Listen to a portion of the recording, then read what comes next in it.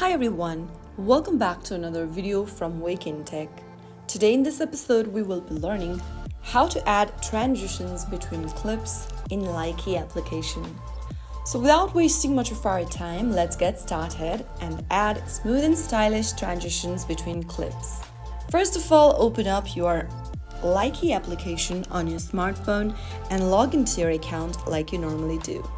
From the first homepage after logging in, go ahead and click on the plus icon at the bottom center of the screen to create a new video.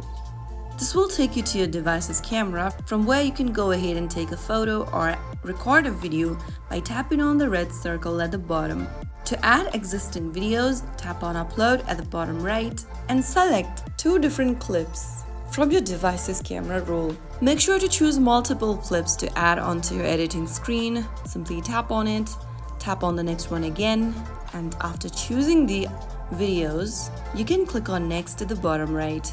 Now this will take you to your Edit section, from where you can go ahead and edit your videos. In the timeline where you can see your video, tap on the little white bar in the middle of each clip, and once you tap on that, you will be able to open up the effects panel. Scroll through the available transition effects such as color dissolve, fault, radiate, mosaic, etc. And you can also select the transition time by dragging the slider at the bottom. If you want to apply the same transition to all of the clips that you've added, you can tap on Apply to All and tap on the tick mark. But if you want to add this effect to only one segment, then make sure to uncheck that little circle and tap on the tick.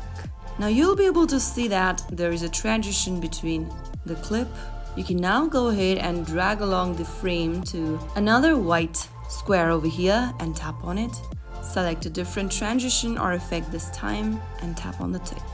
Now repeat this step for every other clips that you've added, and after you are done, click on the tick mark at the bottom right.